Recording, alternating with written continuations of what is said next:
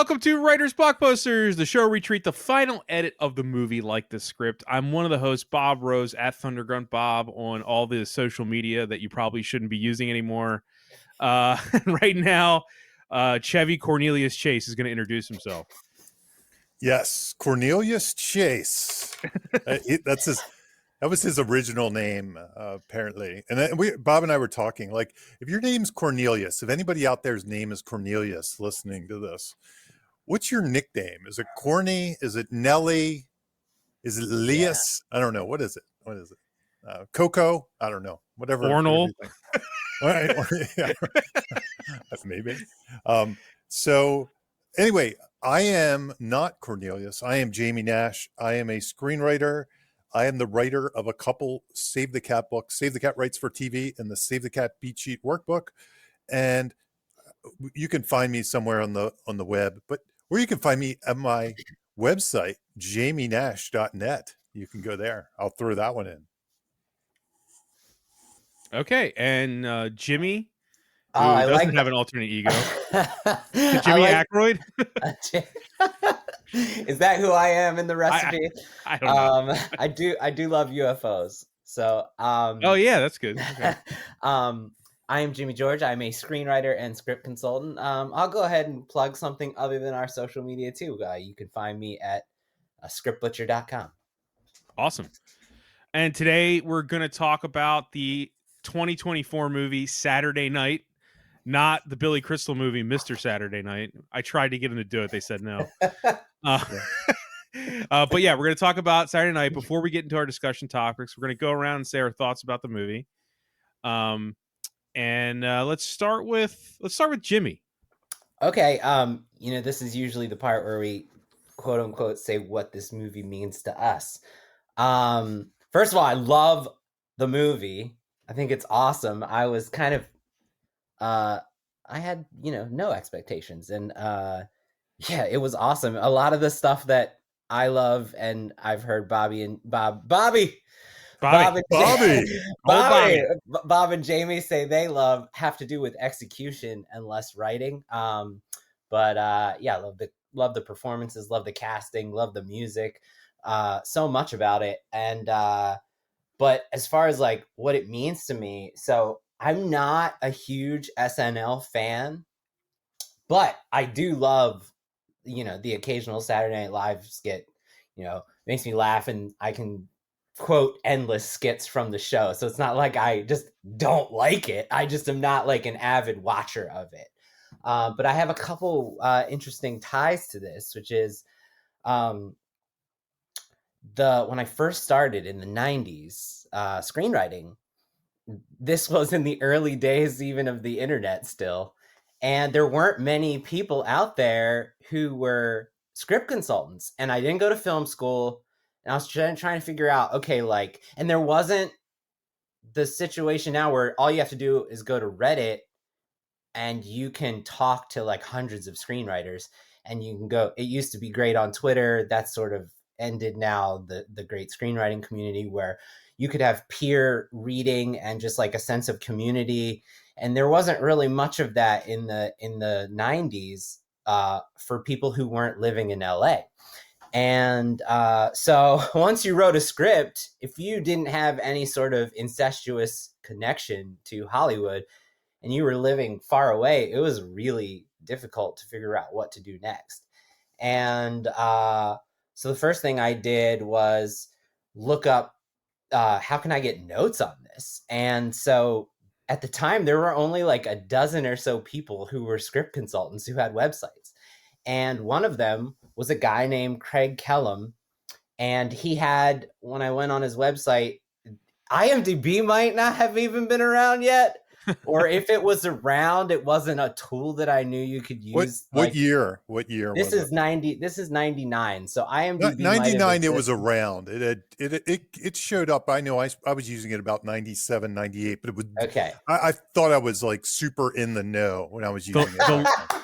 The launch date of IMDb was October 17th, 1990. Holy shit. So Well, there you I go. didn't start using it until way later. I would have guessed 10 years later Okay. after that. So you got to think it. Okay, there's no LinkedIn, there's no IMDb that I know of. I definitely wasn't using it. I'm 19 years old, and I'm like, who the hell can I get who's reputable to like read my stuff that I can afford as a 19-year-old kid with a part-time job while I'm going to college? And this guy, his website, funny enough, he did not have these SNL credits listed on there, but he at the time was working for 20th Century Fox, blah blah blah. He was an agent at CAA, and so he was the first person I sent my script to ever. And he ultimately, I definitely tested the waters. I've probably hired over like 50 consultants over my career, and I myself am a consultant now. But Craig was the one who actually like mentored me. And people say like, if you pay someone, they're not a mentor. I disagree with that. I consider him my mentor. I sent several of my scripts to them. He basically was like integral to teaching me how to write screenplays the right way. And he was big time my film school, because I didn't go to film school. Where I went, they didn't have film school yet. And as I got to know him, because I didn't go to IMDb, I learned from him telling me stories that he used to run Lorne Michaels' production company. And he specifically used to run Lorne Michaels' production company in 1975 and 1976. And then he just casually tells me, probably on like the third time we're working together, that he was a producer every episode of the first 2 seasons of SNL. And so I then went and tracked down, at the time it was Blockbuster. I like went to Blockbuster and got VHS tapes of the SNL and watched the first episode. And sure enough, I see his credits, right? It was so cool to be like me as a teenager working with this guy and then going to Blockbuster, picking it up. And sure enough, his name is on the credits of the first episode of SNL as a producer. And at the time, he was George Carlin's agent. So it was funny that he's not in the movie, but he's mentioned in the movie. I can't believe my agent convinced me to do this shit. That was Craig. Yeah. Okay. So it's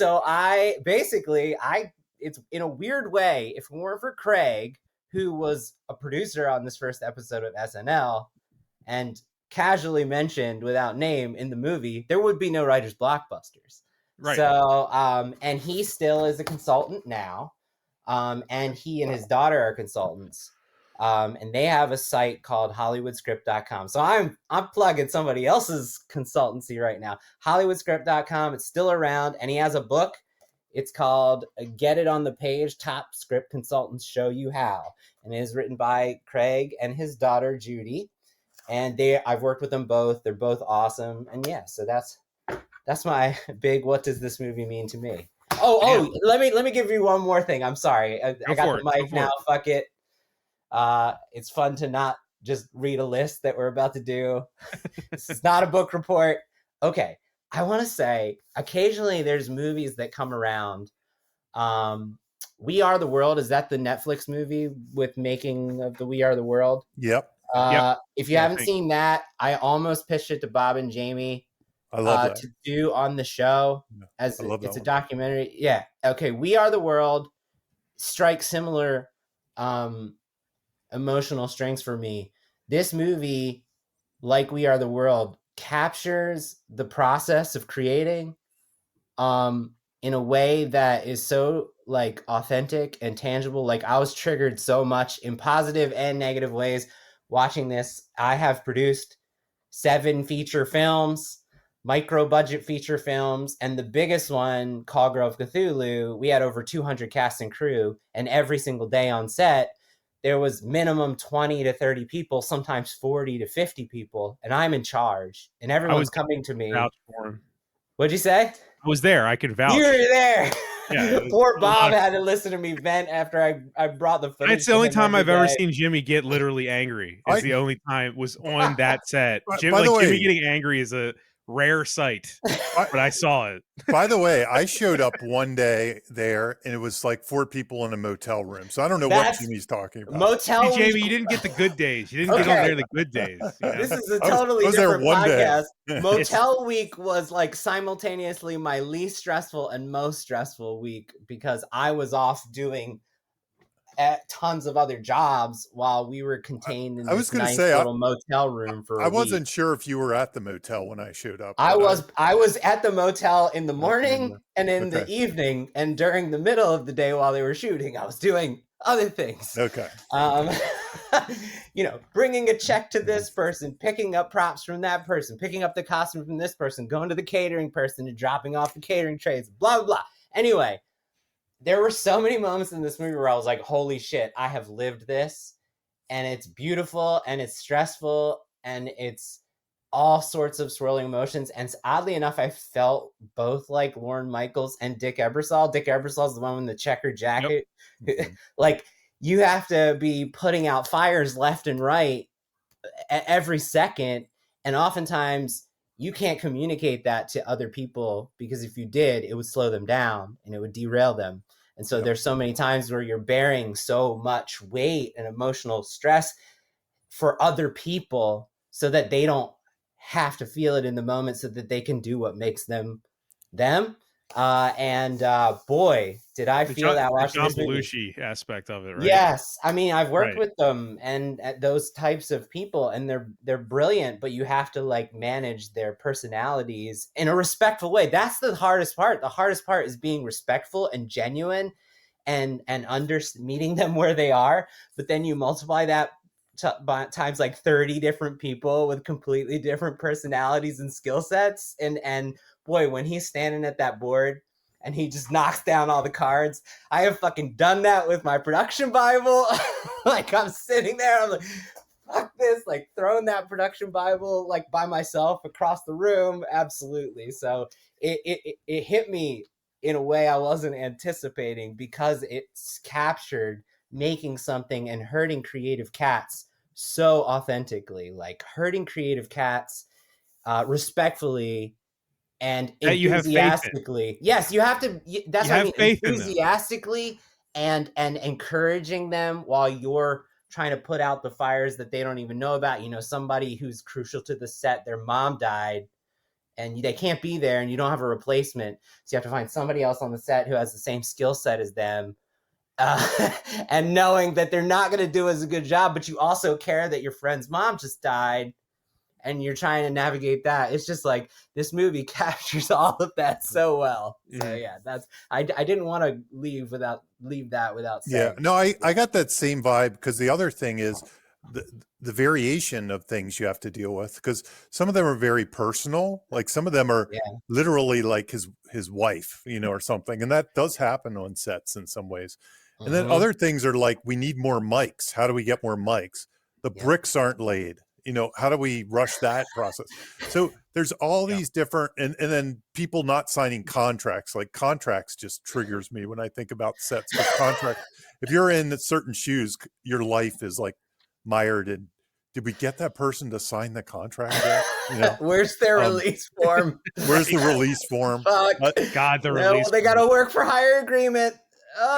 And the pace of this, that, you know, the clock's ticking and, you know, that ticking that happens. It definitely is something that I felt the same way about. Like when I watched it, I was like, yeah, this reminds me of every single day on a movie set. Right. Every single day is like this. Also just the fact of it's going to fall apart at any literal second. This one is not going to work. Thing. I always the doubt is there. I always tell a production assistant who's like, oh, shit, we are out of batteries. When they go get those batteries, they're literally saving the movie. Like they matter that much. Like they're going to Walmart and buying like a giant pack of batteries, but they just saved the movie.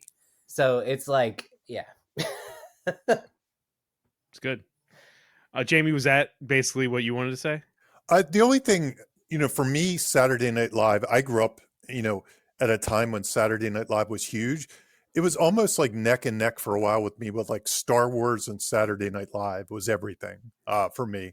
And to the point where the first R-rated movie I ever saw was the Blues Brothers. I saw that in the theater when I was a little kid. I forced my dad to take me to see that. 1941 was a big movie just because it had Belushi, so I was like, oh, it has like Saturday Night Live vibes to it. And there's even a thing just to show you. I've read all the books on Saturday Night Live. This one, if you've ever read the oral history of Saturday Night Live, it's a big thick book. Yeah. This one, that's what you should read. If you like this, you should go and read. It's a great book. It's fun to read because it's an oral history, and it's a really thick book, so it has all kinds of perspectives. And it's not just the origin of it; it kind of carries through. I don't know when it ends exactly. It doesn't quite get, I don't think, to the Will Ferrell years or something. It's more like the right earlier before Will Ferrell, I think. Yeah. It's been a while since I've read it. So you should like go and read that. for me. But Saturday Night Live looms in my psyche so much that I literally have recurring dreams of either being a cast member on SNL or being some kind of important production person that come and go. I get them at least 2 or 3 times a year. Like they're like how most people have stress dreams, like, you know, I take the test, but I don't have the answer. Mine are like, I'm a performer on Saturday Night Live and I don't really know what I'm doing. And they just kind of threw me out there. And I've had that dream like for my whole life, at least a couple times a year. It looms that heavy on me that I'm like, holy crap, I'm on tonight. And I've every time I go to New York, I used to do the tour just so I could walk through the SNL offices and stuff like that. So I have all that imagery and all that stuff to play with. So for me, this movie was something I knew a lot about already because I've read all the books. I've kind of, you know, and it was almost tailor made for me in that way. Like I was like, oh, this is a movie I have to see. Even the Aaron Sorkin, what was that studio something on the Sunset Strip? On the sun, is it That's right. Yeah, I remember that. Yeah. When that came out, I watched every episode of that. I was like, Same. yeah, I'm going to watch that. And 30 Rock, when I watched all of 30 Rock, but I initially thought that was going to be more like an SNL kind of show. It's about what happened behind. Yeah. And anyway, so this show is like, and I'm a big fan of like behind the scenes stuff, like whether it's anything from, I don't know, I'm trying to think of something, The Social Network in some ways, to Moneyball, to whatever, anything that's kind of like behind the scenes or things I gravitate towards, I love to watch. So this movie was just one that was a must see. The second I heard about it, I was like, I have to see this movie. And that's where I'm at with it. I was going to say there's a lot of stuff Jamie just said that I would just repeat, so I won't do that. But I can't remember, guys. I'll be honest. I can't remember like the Wayne's World episode if I ever talked about SNL. I probably have. Probably. I probably have. I mean, I feel a lot like Jamie. I'm a little younger than Jamie, but if I've never said it, I haven't missed an episode of SNL in 30 years. Like, I've never not watched SNL in my life. I'm not some historian or anything, but it's just something that since I was a kid, it's just like I never miss SNL. Even if I watch it the next day, you know what I mean? Like I never miss it. So I'm a huge fan. This movie is tailor made to me. But what I wanted to say is it felt like this was like the origin story to like the gods of Olympus of my childhood a little bit. Like outside of everything you said about the production and how it's about putting on a show and the rigors of that, that's all true. But for me, it was like the literal, it's like these, I mean, those were the guys and the actors that like raised me, sort of, right? You know, like and I was thinking when watching, I was like, you know, I could see, I know this movie we're going to talk about it, this movie didn't do well in the box office, but I was like wondering, young kids watching this would be like, why are they putting so much emphasis and focus on that asshole that ruined Community? Like, you know what I mean? Like they don't, like, because if you're young enough, you don't actually remember what the buzz around Chevy Chase and the heights that Chevy Chase got to was like. And I felt like this movie is really honest about it, because it could have easily not paid so much attention to that, but it totally did. And I'm sure there's a lot of people that hate SNL, and there's a lot of people that would hate this movie because they hate SNL. I could see criticisms of it, that it lionizes Lorne Michaels, somebody a lot of people hate, you know. But I think that it works so well as a movie, and it's so honest about that moment that it doesn't matter. Even if you hate SNL, it still works. Like I was trying to watch, I watched it twice. I was trying to watch it once. As my first watch was Bob Rose, the guy who hasn't missed SNL in 30 years, and who's a super fan of all these actors, right? And then the second time, I was like, all right, let's remove all that and see if it works outside of that, and it does. I And that's kind of my best compliment to the movie. Yeah. I think it works I without being me. in fact, in some ways, I think it works better as the outsider than the insider. I can see that. Yeah, because in some ways, like, and this is a trick. This kind of dabbles into the screenwriting discussion, which we're about to have. But one thing I've always said, when you make a movie like this, if you have a moment that's supposed to be like the best singer ever, and I just heard her, unfortunately, you have to have the best singer ever, and we just heard them, right? Yeah. So like, or otherwise it doesn't land. Like if everybody's sitting there going, oh my God, that's the best singer. And I see this a lot with independent film, like made for $100,000. Like it's the best singer. It's like not a very good singer, like not at all. And in this movie, like when Belushi's up there, Belushi in particular, there was something mythic and hard to define about Belushi that when you just see him like go and have a heart attack, it's not that funny in this movie. And everybody's like, ah, ha, ha, ha, ha, ha. They're all laughing. And it's like, it doesn't resonate quite the same because you had to be there. you had to be there. You had to That be guy there. does a great fucking job too. It's not He like does- it's his fault. It's not. It's hard to be one of the greatest comedians in the history of television. It's hard to do that. Yeah, maybe the best to ever do it. And Like it's hard to be Yeah. Chris Farley or somebody if you were going to be that. It's hard to be Andy Kaufman. Like when Jim Carrey was Andy Kaufman, it was funny, but it wasn't Andy Kaufman funny. It wasn't the same. Should have gotten an Oscar anyway. Yeah. No, for some reason in this movie it worked better for me with Chevy Chase. Because of his dryness, like I think somebody else could kind of pull off the humor of Chevy Chase. Jamie, I was gonna say, like, kind of the sadness about, I'm sure a lot of people have with this movie is the Chevy Chase guy is kind of the star of the movie. He's pretty cool. He really brings it, and it's kind of the best take on one of them. Yeah, they're all great. They all are great. Yeah. The Garrett Morris guy is amazing. Holy shit, he's good. He's really good. Like Gilda Radner is a tough one because she's an iconic character that has her own special something, and she's not given much to do in this movie. These are my few criticisms. They're not even criticisms of this movie. They're just the truth. I mean, it's just they don't have enough to do. But yesterday I was describing the movie to my friend, and I said the impressions are really good because they're subtle.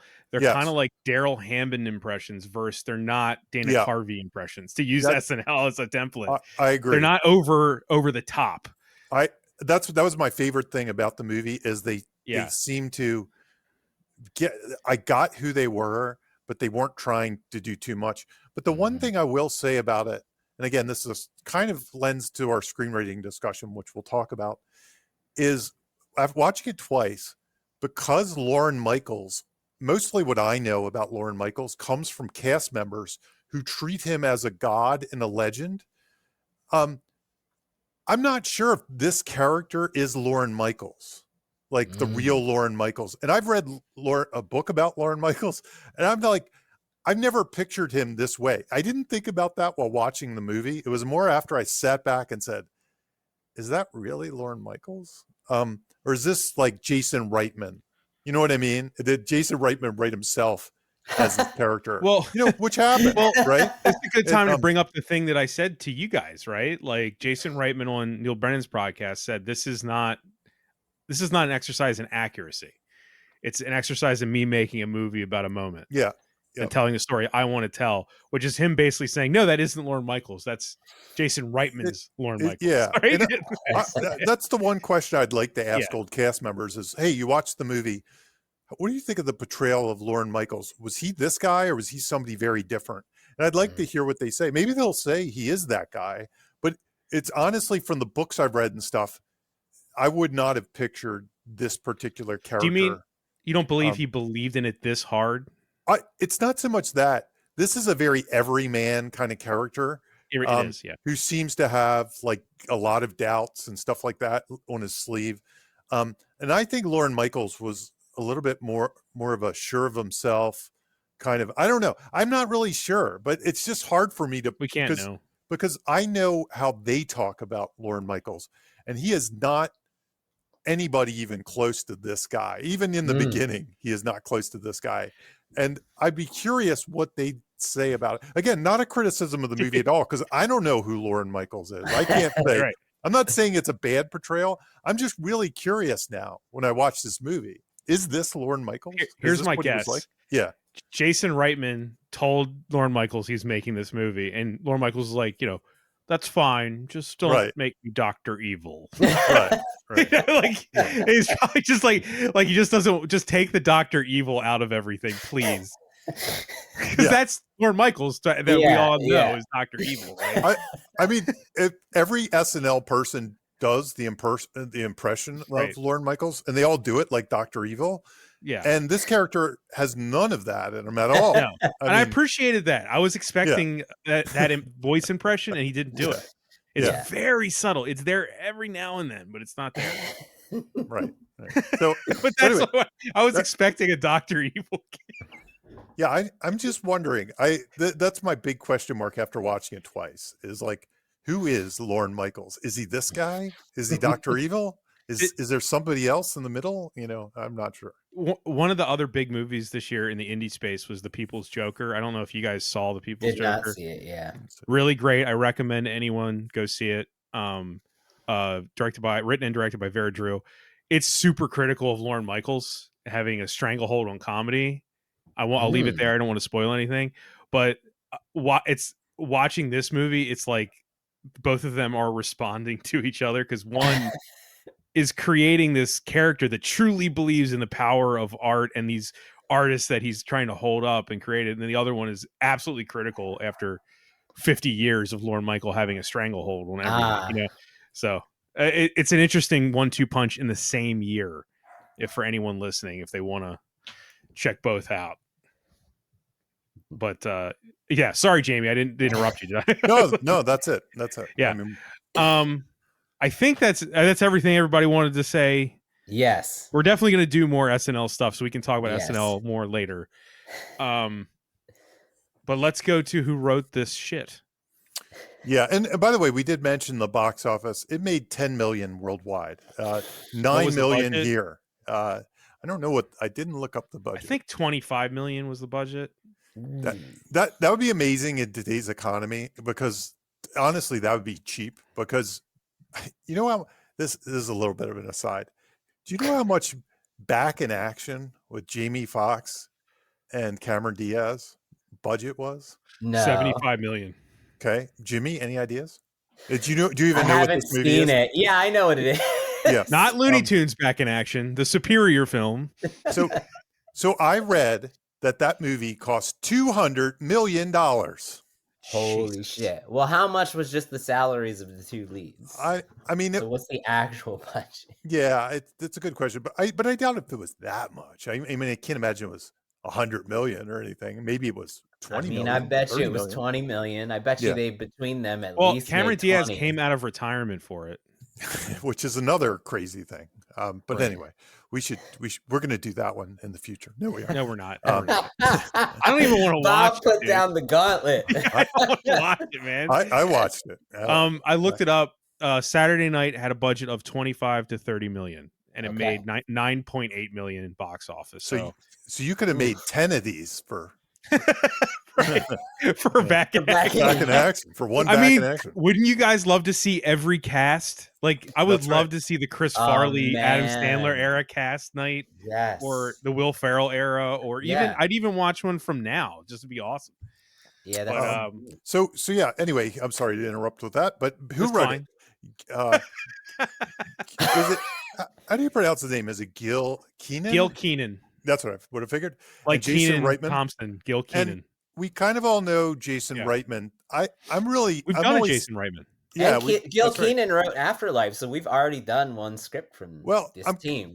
I find his career a little bit more fascinating, and we probably talked about it when we did that, because he kind of started as a director, more or less, and he did Monster in the House, which was his big Monster House, Jamie, not in the house. Monster Jamie's in the got House. Save the Cat just like I was clouding gonna his say that's entire brain. is Save the Cat, but Well, I truly love that movie, so I want to get that one right. It was originally called Monster. In And then the House. after that, he did Buddy Love. No. And then he did Golden Fleece. No. So He did a movie that I personally really like called City of Amber. If you remember, oh, that was a movie that so didn't do well.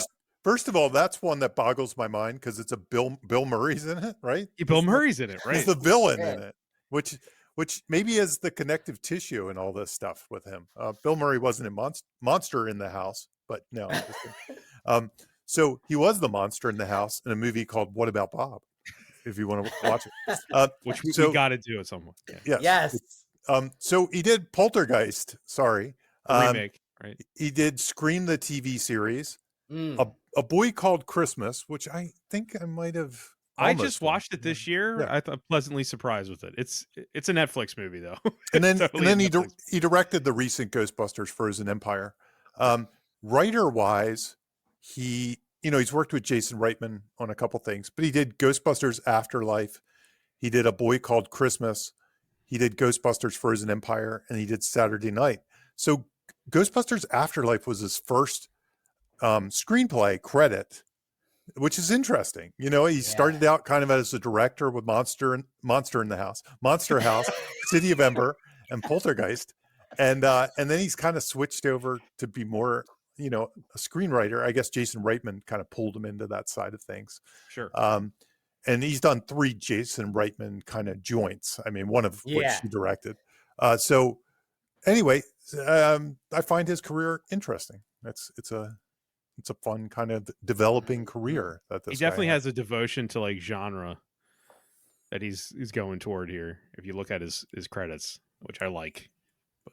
Yes, City of Ember. That's an interesting one. City of Ember is a weird movie, but I remember when it came out, I was a defender of it, even though it tanked so hard. Because I was like, this is like a lost 80s movie. Yeah. That is kind of mediocre, but still has a lot about it to love, Is it based on a book? It looks like a Hunger Games-y kind of I think it is. diversion. But it doesn't feel like those movies. It doesn't Okay.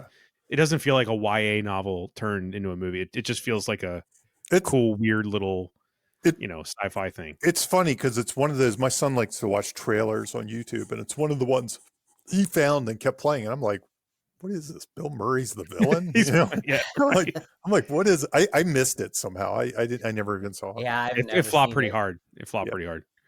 Monster House, though, is I think pretty famous and people loved. Right, Another one of my son's favorites. Yeah. So written by Dan Harmon and Rob Schrab. Oh yeah, that's right. That's right. Yeah. I've heard interviews with Rob Schrab talking about it. Yeah. Okay, so then and obviously the other person that wrote this is Jason Reitman. Jason Reitman. I kind of skipped over, but Jason if you want to hear us talk about Jason Reitman, we did do Ghostbusters Afterlife. Mm-hmm. Right? Yeah. It's just funny because like I feel like that's the least Jason Reitman movie. You know what I mean? Like I'm not dogging the movie. I just feel like of his career and his style, this is a return for me to what he should kind of, was meant to do. And Afterlife and Frozen Empire were a departure, right? Yeah. It's funny that that's the one that we've done. It's kind of like that one. Like we haven't done Juno or that's what I'm saying. Like like we've done 2 Jason Reitman movies, screenplay focused, and neither of them are Juno.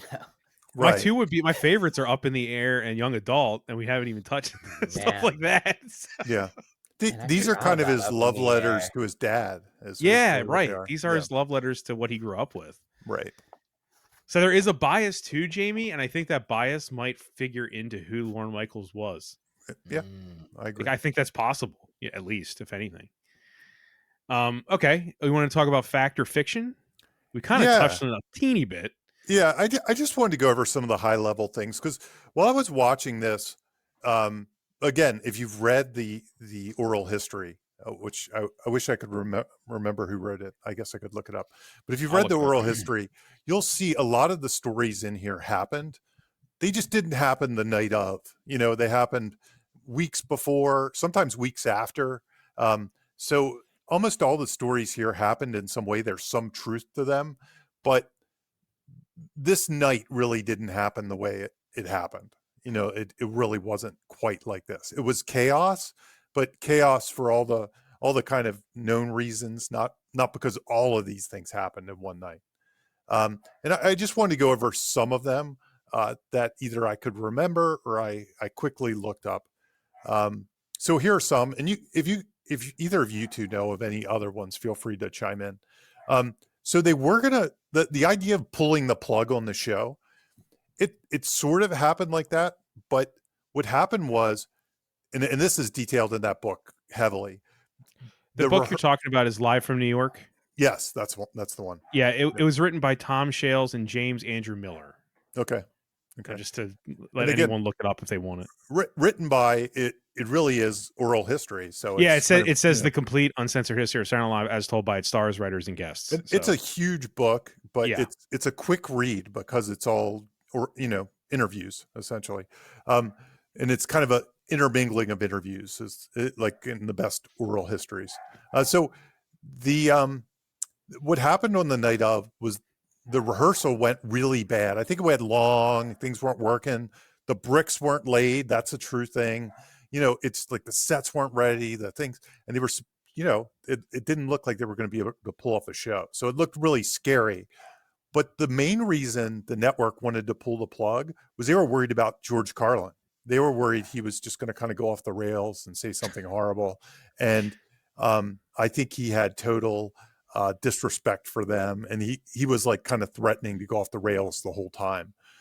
So it was mostly about Carlin that they were going to pull the plug. Like that was the thing they were scared of most, is like, should we pull it when he's up there? It wasn't they're not ready for prime timeness. It was no. I mean, him. Yeah. I mean, certainly the show could have gotten canceled after a week or something like that if it was a total disaster. But I don't think it was like we might just play a Carson rerun. I don't think that was ever really part of it. So they were worried that like Carlin would do like the movie Network. Yes, and like start screaming about the corporate, that's exactly it. And everything. That's exactly it. Now, here's the weird thing: the Belushi signing, and this is the one I had to look up. That actually did happen on the night of, like 5 minutes before the show. He hadn't signed. All the drama around it, him in the ice rink, whether Lorne Michaels was involved, probably not. That all was fiction. But Belushi literally apparently didn't sign his contract to 5 minutes before the show started. And again, something Jimmy and I can probably relate to in this film production kind of things. I never signed my contracts for Jimmy until 2 seconds before the premiere. I've literally been on movies where I signed the contract 7 months after the movie, like after it came out. So, it's not that crazy of a thing that happens. For a movie, it's different than a TV show airing live. It is. It's a little like the movie premiered and you're still hashing over how much you're going to get paid or something. So the product placement, that thing was purely made up, related to Belushi. That was another one I had to look up because I was like, I don't remember that. They actually said that Belushi was totally game for product placement because they wanted money because they didn't get paid much. I can't remember what they got paid, but it was very, very, very low. Even into the later seasons of SNL, people didn't get paid much. I've even heard like David Spade and stuff kind of talk about not getting paid too much later. The Billy Crystal story, that's 100% true. And that's in the book. The interesting thing about that I wanted to add. So when I was a kid, again, SNL geek, my dad, it was one of those things my dad and I, because he really liked SNL. So we kind of bonded on that. But he took me to see Billy Crystal live at Merriweather Post Pavilion. And the only thing I remember Billy Crystal doing is that potato chips skit. He used to do that in his live show. He actually did it. That was part of his live show. He did it on his own show. Yeah. Yep. And that's the only thing I remember. There's a lot of stuff in the movie that's talking about bits that didn't happen that night, but it's alluding to stuff that made it on the show years later, like Fred Garvin and all that stuff. Yeah. And by the way, the potato chip bit, it killed at Merriweather Post Pavilion. So I'm sure I'm not sure how it would have played on SNL because it was kind of an audience participation thing where he pulled somebody up from the audience and had them do the sound effects. So I don't know. It seems like a weird thing for SNL. That guy, one like maybe my top 3 of the castings. Yeah. What No, a he was good good. casting He for was Billy great. Crystal. I mean, I like I would have known that was him if you didn't even tell me. You know what I mean? Yeah. Yeah. Really good. Yep. The Garrett Morris crisis, sort of true, but kind of happened over the course of the show. You know, there's a lot of things that happen more over the course of the show. Like Lauren doing Weekend Update. So I think in his original pitch, he pitched himself as maybe I'll do Weekend Update, but it was never like once Chevy was there, it was like that it had been planned. It wasn't like up until the night of he was going to do it or something like that. That wasn't really true. Belushi, of course, always hated the bee costumes, you know, stuff like that. But anyway, that just gives you kind of the gist of it. There's a lot more you could go into, like the Uncle Milty showing his appendage kind of thing. That actually happened, It but didn't happen with them though. it didn't happen with them, and it happened Yeah. much later to a writer. So Yeah. it's kind of like somebody, if they had read the book, The Oral History, and just kind of forgot when things happened, and then just kind of added all the coolest bits in their screenplay, which is often what happens when you write nonfiction adaptations. You kind of take all the stories and then you try to figure them out in your timeline. You see if you can write them into your timeline, even if they bend the truth a little bit. How do we inspire Chevy Chase to become who he became? Show him Milton Berle's horrific confidence. That's right. That's right? Because he smiles after it. Jimmy's laughing really hard. I can't see it. Yeah, Jamie, I wanted to I'm trying to not go. This is somehow this episode. You don't want to talk about so the penis? easy to go. I don't want to talk about the penis Okay. anymore. Jamie, you've mentioned, I don't want to go too much into your experience. I don't know how much you want to share, but you've written some biopics and you've written some true stories. And I wanted to know if you had any tips based on that experience, some best practices for that. I don't know about best practices or anything, but I tell you what this particular movie did is what I do, which I don't let a good gag, we'll call it a gag for lack of a good scene, a good moment, a good story, like the Milton Berle thing. I don't let any of those go to waste. So I will try to bend my story to meet those good, you know, I like to collect all those cool things because it's kind of like the way I feel about pilots. You get one shot to tell these cool stories, and if you don't tell them in this, nobody will ever hear of them.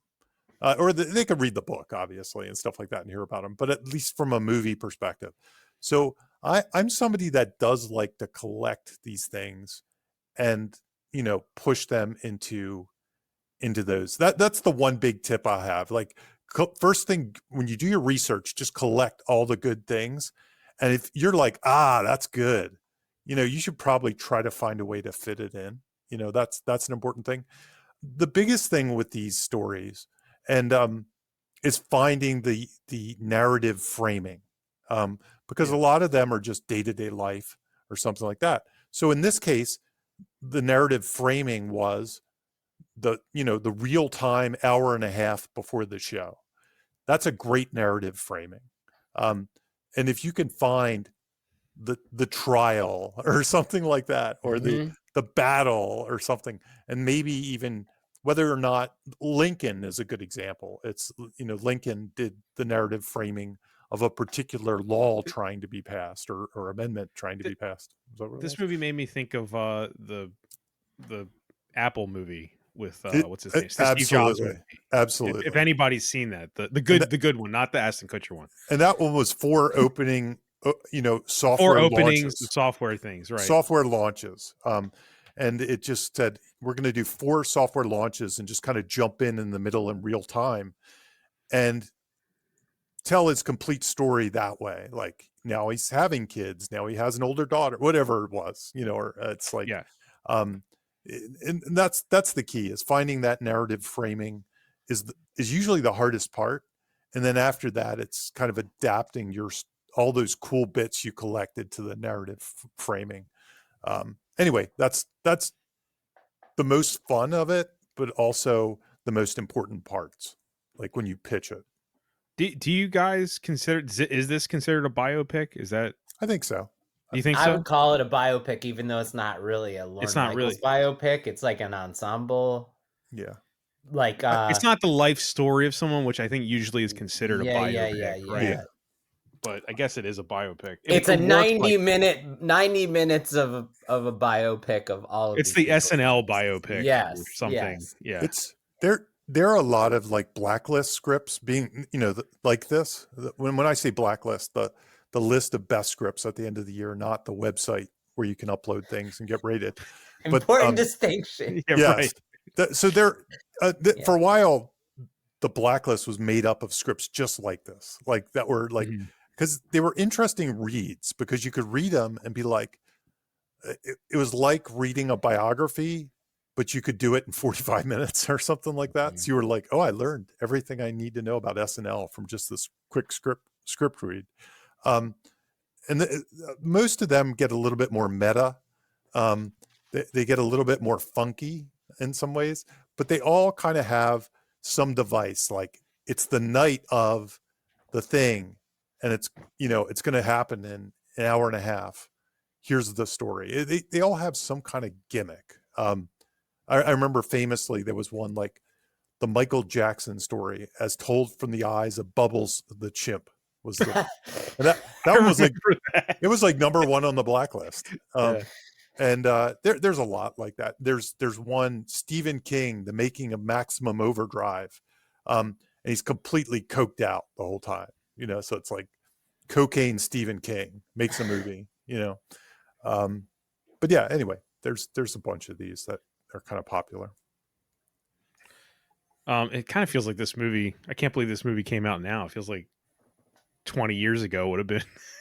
Mm-hmm. Doesn't it? It feels like how did this take so long? Okay, script format gimmicks, the countdown. I feel like this is something we've covered a little bit before, right? This is something very specific to the script. So the script is out there, and I just wanted to mention it because it does something kind of cute where it starts on page, I don't know if it's 123, and every page it counts down as opposed to starting on page 1. So it's just kind of a clever little wink that it does. I tell you, the one that comes to mind that did something like this recently, and it actually wasn't a gimmick, but I've seen it done as a gimmick, was Oppenheimer. If you remember, that did first person. It was written in first person for some weird reason. And I've actually seen found footage scripts that were written in first person, which made total sense, more so than Oppenheimer. So sometimes people come up with these little gimmicks. Jimmy, do you know any other ones that you've seen out there? I'm sure there's more.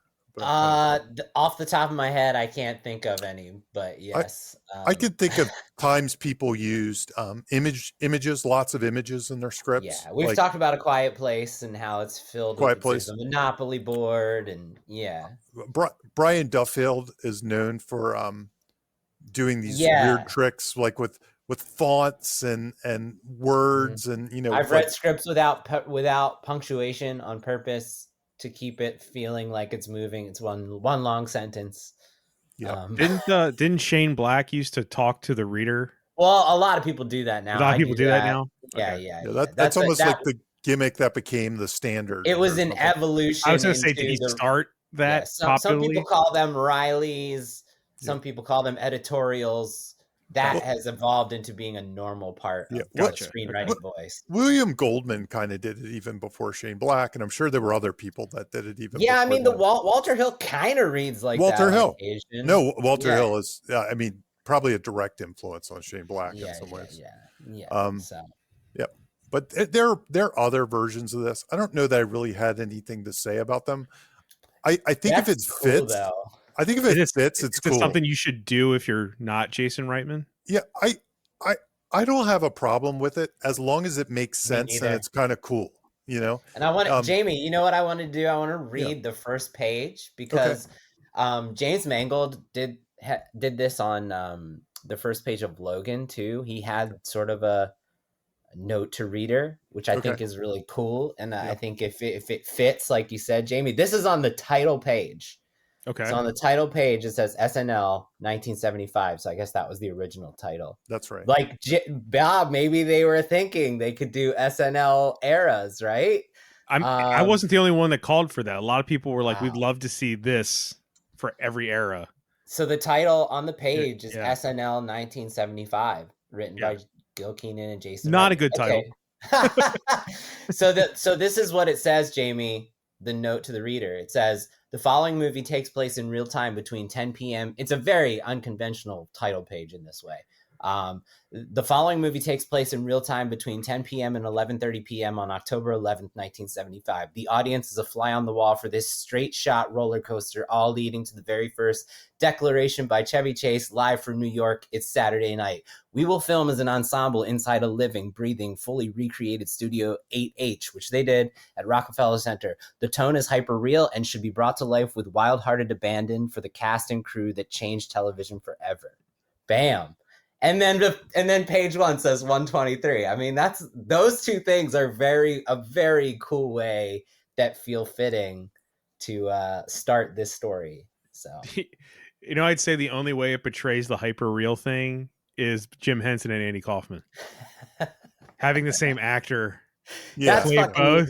It's weird. It's great. I yeah. have no problem with it. I'm just saying, like, to me, that's almost a tonal Mhm. thing where it's like, okay, this isn't really real because look, it's the same guy.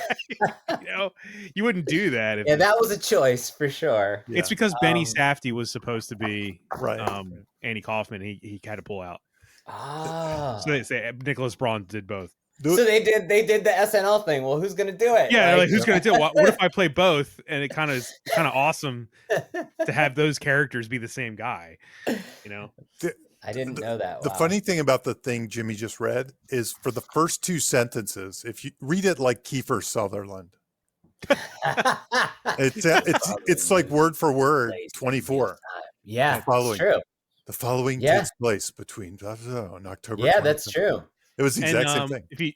Ivan Reitman was a big fan of 24. Was he? I'm pretty sure I read Really? that. Yeah, Really? yeah. Okay. I'm pretty sure. Yeah. So 24. So anyway, I just thought it was to bounce off of Jamie's point here. Like there's effort in the script to make it feel real time, like extra effort to try to make it feel real time. Yeah. Awesome. Character arc and plot and collection of mini stories. Yeah, there's a lot of stuff here. I kind of jumbled a lot of stuff. I jumbled a bunch of stuff.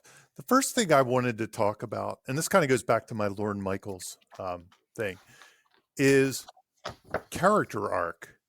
What do you guys think? Like when I was watching this the second time, I was like, does he have a character arc? Is this a flat arc, which I can talk about in a second, or is it something else? Any thoughts? I would say it's a flat arc because I think what he truly believes in is almost validated by the movie itself. His mission from the beginning, he doesn't change what he believes in, or unless you say his doubt that he think it might not work. Would he have done things differently in the end than he did in the beginning? And the answer might be probably not. Right? Is that probably true? Is it a become a leader arc? I feel like he's a leader already, though. He believes in those people, and they're listening to him. He's pretty shitty for a while at like everybody's doesn't know what they're supposed to be doing. Becoming a better leader is different than like his own internal mechanism of believing he can do it. I think he believes he can do it at the beginning. He believes in the show and believes in himself at the beginning. Yeah. And that doesn't change by the end. It's just proven valid and correct by the end. In my opinion.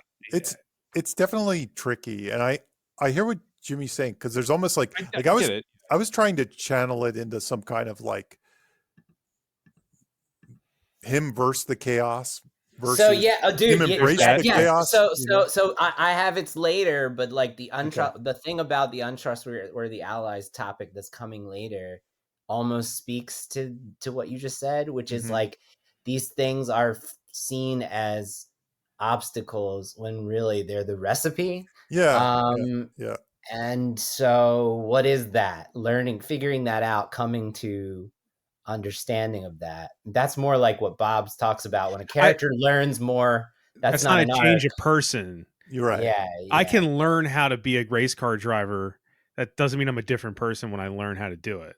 yeah. Yeah. You Yeah. know? And No, there's almost an arc of awesome in that, like, he's almost Forrest Gumpy in that, like, everyone around him changes a little bit. Changes because of him. is given the opportunity to become better Yes. because of his treatment of them. The Yeah. argument for this almost could be the part with William Dafoe, right? Like saying, Mhm. steamroll ahead no matter who Right. tries to stop you, even me. Yeah. Mm. You know, you could, yeah, because he's like saying what it can work, but you gotta make us believe it can work. Yeah. And there's a part Yeah. of me too that's like, we've said it many times that there are two types of arcs. Learning to care more and learning to have more confidence, right? And then there's the third. And then the third, which is being a better team player. And I feel like this one, there's a little bit of confidence. Like you could say in the beginning, Yeah. he's a little worried that he can pull it off, but by the end, he's like, I can pull it off, or something like that. Yeah, definitely. We're going to do this. But whatever it is, the arc is slight. Like I can't tell if it's a flat arc. He gets a little confidence, he embraces He stops his wife from sleeping with Dan Aykroyd. That's right. He It's learns. true. I mean, it's true. That does happen in the movie. They hold hands at the end, kind of like saying, "I'm not going home with him." Apparently, all that true. By the way, the Dan Aykroyd Yeah, that's true. stuff, so yeah, it's a weird one for arc as far as that goes. But I think there's something there. There's something, but at the same time, whether it's a flat arc or whether he gets a little bit more confident because he pulled it off in the end, that's really the question. So the next part is plot. In some ways, this movie, if you broke it down to hero, goal, obstacle, stakes, the hero is there. It's Lorne. His goal is to pull it off by midnight. To actually get the show on air by midnight, or just 11:30. Yeah, 11:30. I'm sorry, 11:30. So to get it on by 11:30. The obstacles, there are many. They're a collection of many. In my opinion, even rewatching it, the stakes are more implied than they're stated. It's like business stakes. It's like career stakes. I mean, Lorne Michaels probably would have gone on to a great career without Saturday Night Live. He would just be a TV producer in some other way. So yeah.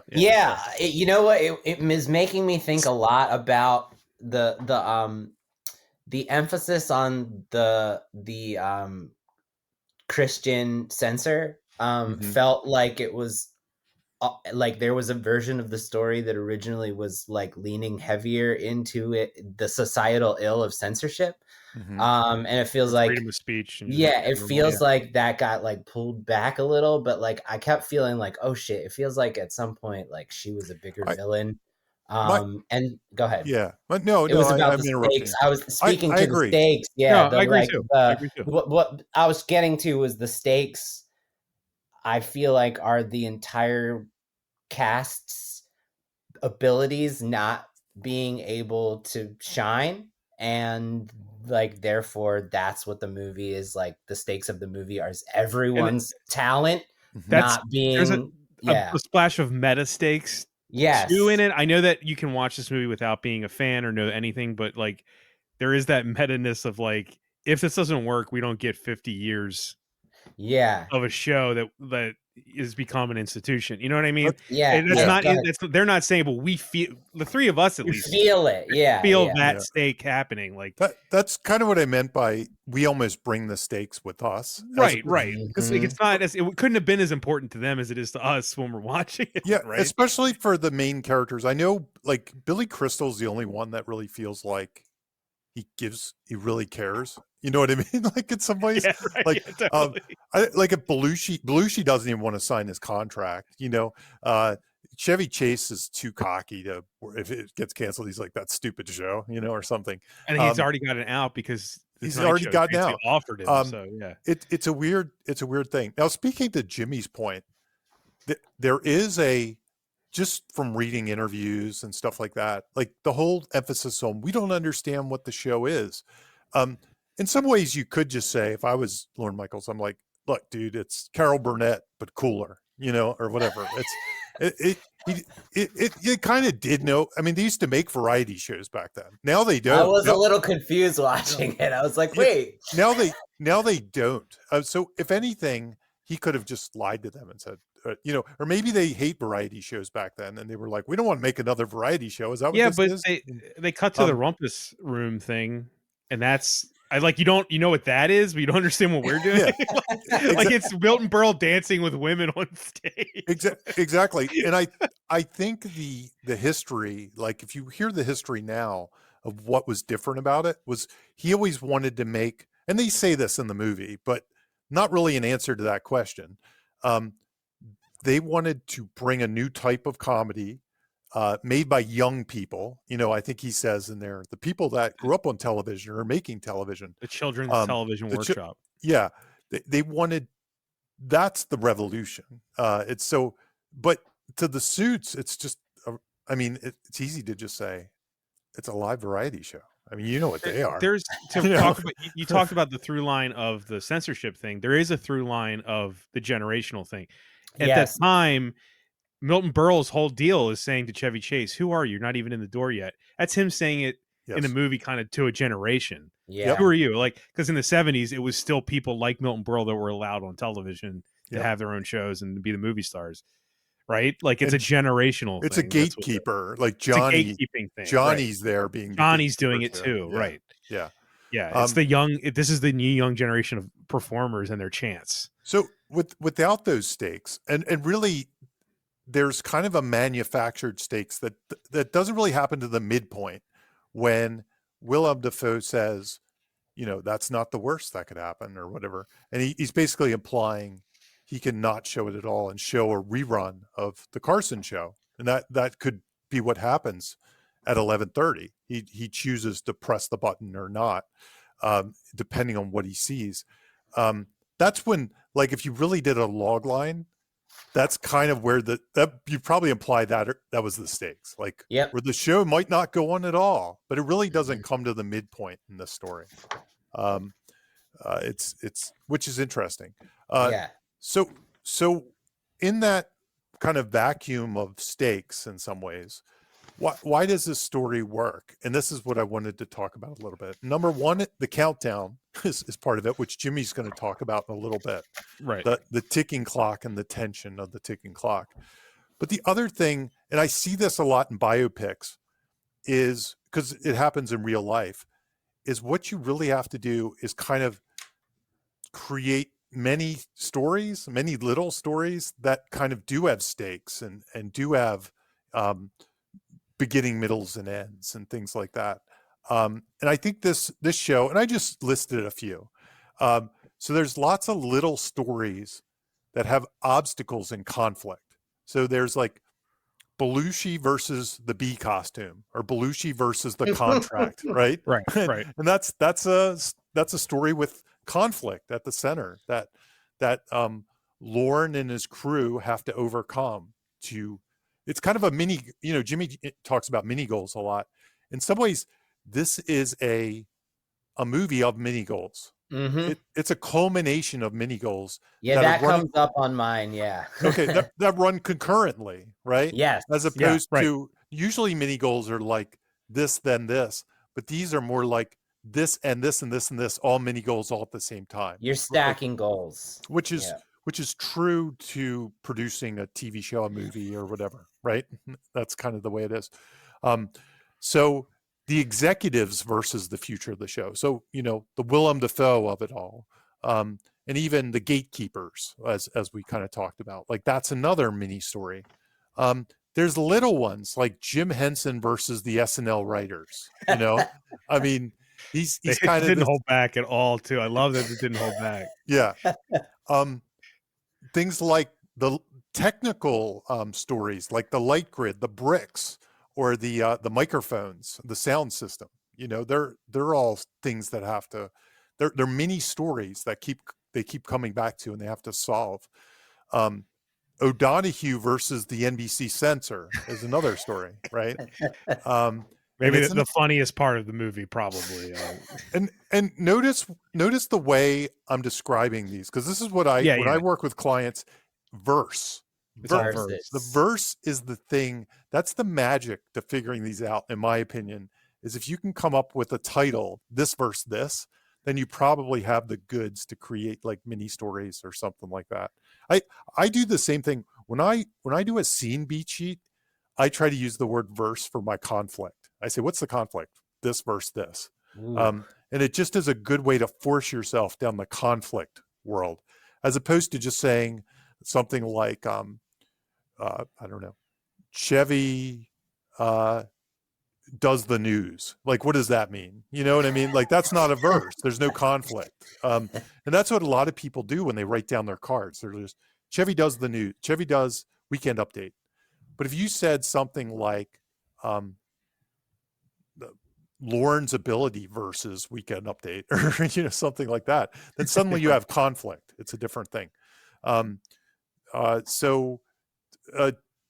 Even in smaller levels, not that these really come, but like Chevy Chase versus Belushi, it could be a small one. Yes. That happens. You could have Finn Wolfhard versus finding an audience versus getting something, people passing by. right. And even on a scene level, there's things like Franken and Davis versus the Gore sketch. Right. Like they're problem solving it. That's a verse. So all these ways are just ways to kind of collect those kind of things. Billy Crystal versus the schedule.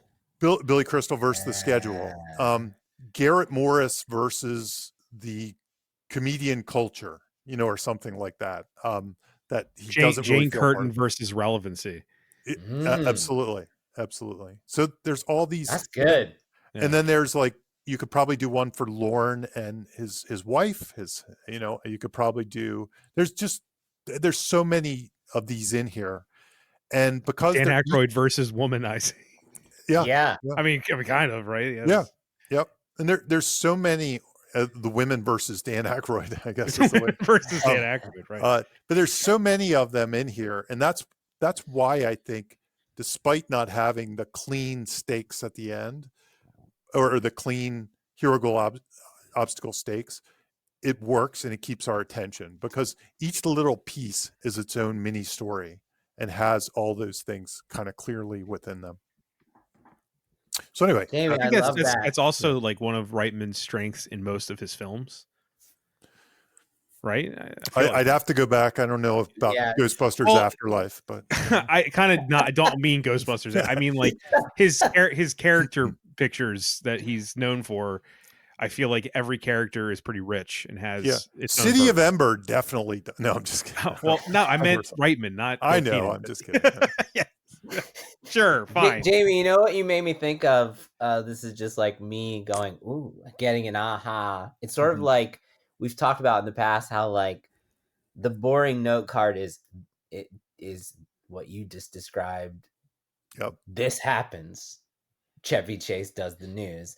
It's almost like you could approach it like this battle happens. Yes. What's the battle? It was a revelation in my writing. Honestly, Breaking Bad in some ways taught me this, in some ways, watching Breaking Bad. Because when I watched Breaking Bad, I was like, every scene is so interesting in the show. Like they're just, some of the scenes are not much of scenes or something. Like, what makes it so interesting? And it's going back and putting the verse into things. Like, for example, I might have had an old card that said like, Bob plays the saxophone, and maybe I need that for my exposition. Maybe Bob needs to be able to play, not Bob Rose, but some Bob. Bobby plays the saxophone. I failed music. Bobby plays. Right. But if you can turn that into and that's a boring scene, Bobby plays the saxophone, right? But if somehow you can turn Bobby plays the saxophone into a verse, then suddenly you have a scene. and I don't know what that would be. I have no idea what that would be. Bobby versus music, Bob- the notes or yeah, something. I don't know. Bobby plays the saxophone. Street performs it outside of I don't know, and the cops are there or something. Bobby versus the cops or something. You know what I mean? But Yeah, they're trying to get him off the Bobby trying- versus freedom of yeah. expression. Yes, there you go. But exactly. But if you could find the verse in it, then suddenly those expositional scenes and those character building scenes and suddenly they could be your best scene in your story, because it's the funny story where the cops are chasing him and he's playing the saxophone or something. Right. You know, and it's just that's to me the key. And this does that on a micro and a sort of macro level. It does it in mini goals, but it also does it at a scene level. And I think that's why it keeps itself interesting. To go back to what you said at the beginning, Jamie, that's why Gilda Radner feels underplayed, because I can't think of a verse for Gilda Radner in this movie. Yeah. That's why she feels like she's not there that much, is because everyone else kind of had that. Yeah. I wonder why they didn't too. That's odd to me. That I guess they couldn't find something. She's sort of the calming force for She a lot is. of characters, is what she is. Maybe that's what they wanted to they honor intended. with her. Yeah. That's kind of why she feels in the background. Is I agree. There's not a conflict or a battle, right? It's a weird thing with her, because when you watch documentaries and stuff, most of it is that everybody loved her. She was a special presence, and she died too young. You know, and it's like incorporating that into this is tricky. And they almost made it like, if we make her kind of sad and but also special and kind of having fun and stuff, people will bring their baggage of Gilda Radner to the story. And, oh, Gilda, you know, or something. That's my feeling of it. Like, it's like, oh, there she is. And at this time, she wasn't that. She wasn't that. She's one of the brightest young comedic forces that was going to ever exist. Right. Yeah. So, okay. Is that that's all. Everything? That's all. Okay. Yeah. Well, we talked about this a million times, rooting resumes. Yeah. And I'll do this super quick, but yeah, sure. I just felt it was useful with this one, because when I was watching, I was like, this might be a good example of a rooting resume. Because so you want to say what a rooting resume? Okay, yeah, exactly. So sorry, you're about to do it. No worries. So rooting resume is it's a concept that in my two books, Save the Cat Writes for TV and the Beat Sheet Workbook, it's basically a checklist of different reasons we root for people. So, and you know, Save the Cat, that is really what that means. It means Save the Cat was an idea that if you saved a cat, or if you did something special and heroic, even on a small level in the beginning of a movie, people would root for you. And what we've talked about over the course of this show is that there's many more moments within most stories of why we root for someone beyond the Save the Cat. Save the Cat's just one of many different things that happen. And the largest one that you usually see, and this one has it in spades, and it actually, to the point where, is it things that need fixing or rooting resume, is they're underdogs. If you can stack the deck against somebody and show somebody that the world is kind of treating them unfairly, and kind of crapping on them while they're just trying to do their work, or they're just trying to be a nice guy, and the world's just turning against them to an extent. That's we get on board with underdogs when we watch. So in this case, you know, using Lorne in the first 10, 15 minutes of this movie, underdog wise, he's not famous yet. Like, the security guards don't even know who he is. The page doesn't know who he is, who's handing out the papers, right? He doesn't understand. Nobody understands what the show is. I mean, he's like the most important person in the building, and nobody even knows who he is. Nobody cares who he is. They're like not going to let him in. And he's like, you know, I'm running the show. You got to let me in. But there are even things in that first opening, like, it seems like the city's against him, right? There's a traffic jam. There's there's fire falling from the rooftop. Yeah. It seems like everything's against him just in those first few seconds of the movie. He has no support from his bosses, like all the NBC executives and stuff. The gatekeepers are kind of skeptical and like, what's going on here? Is the person handing out flyers doesn't even know how to describe his show. You know, they're trying to get a crowd in and he has no idea. And he's literally on the street, like sweating and worried and having to wrangle the talent, Andy Kaufman himself. Like he's got to do that work by himself. Right. And again, this is probably things that Jimmy remembers well from his days. Right. Yeah. I'm literally, I mean, I can't tell you how many. They're probably like, who are you? Who's this guy? Why is he out here? And then, I've had to pick up cast members and drive them an hour to set and back. How many times did you have to say something? No, I'm the producer. I used to always say that the worst part that I ever had about directing was worrying what time the portable toilet was going to show up. The porty pot, man. You know, and I had to show up as the director. I had to show up early to meet with the porta potty guy. Dude. I mean, it's those kind of things. For me, it's always been food. Food's the other big thing. Yeah. Yep. In fact, Jimmy, that's what I remember when you kind of broke down because it was the food problems we had. Yeah, I can. Yeah. I mean, understand. everybody's got food allergies, and they've got Oh my gosh, Yeah. yes. And of course, if you work for like Marvel, there are 50 people beneath you to worry about that stuff. But you know, Yes. or 500 people, 5,000 people beneath you. We're talking about a local Baltimore production. Yeah, we're talking about our world, which is very different. It's a shitty little plastic table with trays of shit that somebody's mom made. right. Yeah. So No, that I made. Or that Jimmy made. Yeah, that Jimmy made. Jimmy stole. He stole it from the dumpster across the street, but sneaks it in. So number 2, they care about someone or something very much, right? So he's passionate about the show. He cares about the show. But what also is really impressive, and this is actually why I'm not sure if it's Lorne Michaels or not, but actually this is kind of how he's portrayed by people, but in a different way. But he really seems to care about the people. Like Andy Kaufman's there, and he's worried about Andy Kaufman, like getting hit in traffic, or he seems nice to him, right? He's not freaking out. It's kind of what Jimmy talked about. Not to keep pushing this back on Jimmy's experience. Sorry. But it's kind of like, even though you're stressed out, you kind of have to be nice to people and be kind. You have to be present with them and be treat present, them like a human who you respect and appreciate. Treat them like they're important, not just like, get inside, I got to do this. You know, you got to mean it. And mean it. Right. And that's the one thing about Lorne that we see him doing in this beginning. As frazzled as he is, as stressful as it is, he's taking the time for individuals. He seems to listen to them. He seems to be talking to them. He seems to kind of be caring about them in some way. He has blind faith of some degree for both the show and those people. I mean, like, you have to look at the lengths he goes to for Belushi, and there's really no proof at that point that Belushi's going to be John Belushi, right? Yeah. He just believes that this guy can be this thing. I'm not even sure, like, this is the interesting thing about this movie. When I thought back to the rooting resume, is there a moment where he ever loses it and berates anybody?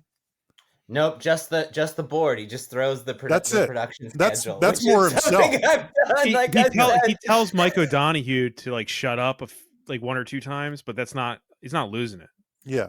But he does tell him to shut up. He does that to put out a fire, though. Yeah, you're right. As a producer, it's a tactic to keep the show alive. Yeah. Dude, shut the fuck He argues up. with Dick Ebersol a few times, but it's not like It's kind of remarkable that throughout this, it's not a character that suddenly has like a screaming and at somebody or something, or calls he's very them out even or something. keel. Very even keel. So in that sense, that goes to another rooting resume thing where they're kind of like how we wish we were more like them, because most of us couldn't be unflappable under pressure. You know, we'd break at some point. And on the flip side of that, like, we wish they're more like them. He does stand up for his vision. He doesn't just, even though he isn't like screaming at anybody, he never backs down from what he wants. He keeps demanding like the microphones and things like that, or, you know, so he's got a quality assurance level.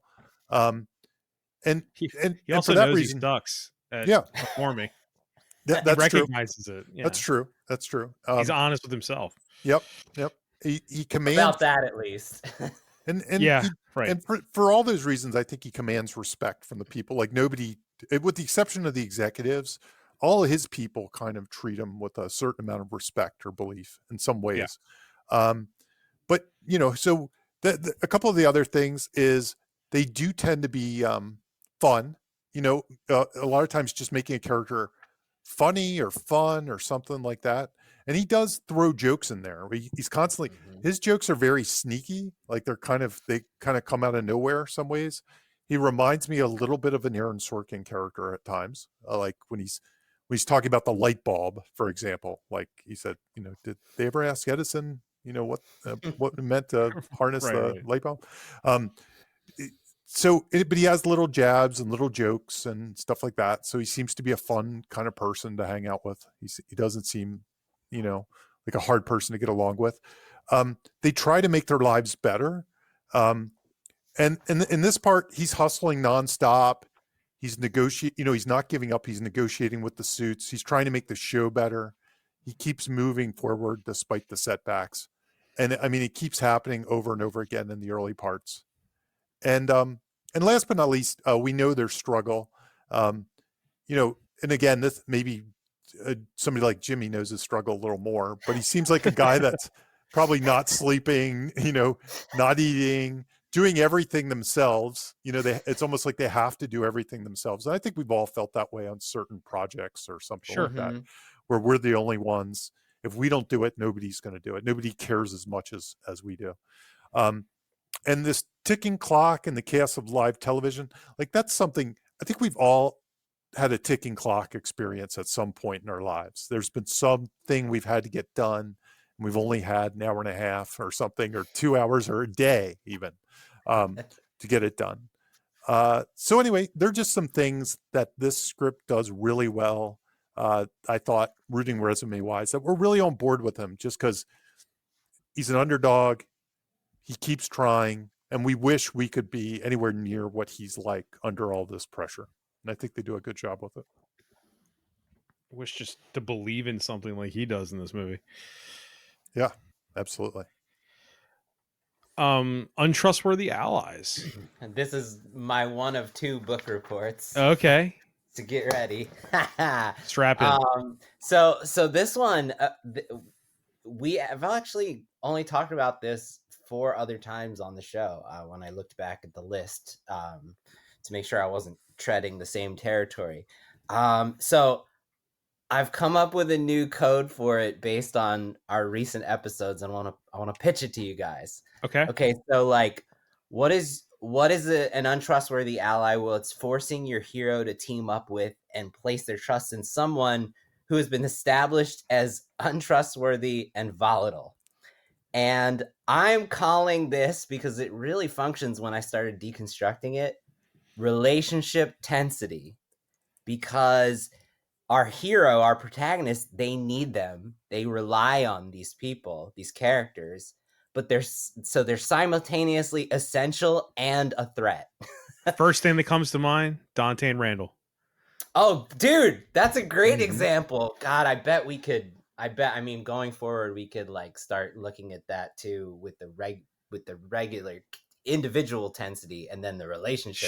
Sure. But I mean, like, right? Randall is completely untrustworthy, but he needs him. That's perfect. Jamie's back. Jamie's been frozen on the screen the entire time. I wasn't going to say anything. No, we got to say it. We got to share the warts and all. I actually, on another podcast, which I guested on this week, and I was on StreamYard, I was like, I got to figure this out. And I found if I toggle between high and low definition, I can come back. So I just realized. So the entire episode, Jamie's eyes have been closed and frozen, look like he's falling asleep while we're talking. We don't do video on this podcast, but we still see each other while we're talking. Anyway, so untrustworthy allies, relationship tensity. So each untrustworthy ally creates a specific relationship tensity that drives the drama, and this creates like ever-present tension and antagonism for your heroes. Sometimes it's their survival, and other times it's just their success with their goals. Like you want the phrase I use with my clients is you want the reader and the audience to feel like, I hope this untrustworthy ally doesn't let our hero down or betray them. I feel like that's one of the strengths of this movie, and it's in the construction. So in Saturday Night, Lorne needs every one of these characters, these untrustworthy allies, unique abilities and contribution to make the show work. Belushi's crazy genius, O'Donoghue's writing, Ebersol's NBC protection, but he can't fully trust any of them. Like, there's always a shred of, are they going to fuck this up? And so it's all about control, you know, like I almost did a whole thing about control. Like there's second watch, there's all this stuff with the control room in the first 10 minutes. And the way he's like, I want the keys to this room and give me the keys to if you can get me the keys to every room in the building, that would be great too. While he's trying to get into the control room. I mean, that's very, the man is trying to be a control freak. Anyway, this creates like constant tension. And so I just wanted to go down the list, and I'm not going to describe the actual tensity, but and describe all the characters and all the different untrustworthy allies Lorne has in this story. Okay, so we got the cast members. John Belushi is volatile and refuses to sign a contract. He disappears. He's fighting with Chevy Chase. George Carlin, he's a host who hates the material. He gets lockjaw from cocaine, and he could derail the show at any moment. Andy Kaufman, he's unreliable. He's wandering everywhere. He's operating on his own wavelength with his own language. Chevy Chase, he's egotistical. He antagonizes everyone, and he's distracted by his fiance. The network untrustworthy allies. Dick Ebersol claims to support the show, but he's constantly trying to commercialize it and throwing the Polaroid in every cast member's face. Dave Tebbutt seems supportive, but he could order the switch to the Carson rerun at any moment. Dave Wilson, the director, he's resistant to Lorne's vision, and he's also ready to go to tape at any moment. The creative team, O'Donoghue is brilliant, but he's deliberately antagonizing the NBC standards lady the entire time. Jim Henson, he's passive, but he's frustrated with the lack of material and respect for his Muppets, and he could leave at any moment. The stagehands, they're actively working as slowly as possible in protest. The lighting director quits at a crucial moment. And just like one extra level of this, I love the Polaroid. I think the Polaroid is a great dramatization of untrustworthy allyship and relationship tensity. Because this guy is maybe the most important person in the recipe, and he's completely disrespected by everyone around him. And you can see Lorne is sort of walking on eggshells around him, but at the same time, he needs this guy in his corner. And the Polaroid camera is just how they keep dramatizing that. Every time they have a scene, it cuts to him watching that guy bring the Polaroid to somebody else. You fucking asshole. I just told you. So I just love the handling of the Polaroid and how it dramatizes and encapsulates. And it has a payoff. And it has a payoff. And it actually is if you know the show, you know how the Polaroid becomes a really important part of SNL. It's how we see their pictures at the beginning. So it's kind of fun to know that Lorne, to have the superior position that Lorne needs to meet people where they are, including this guy. You know what I mean?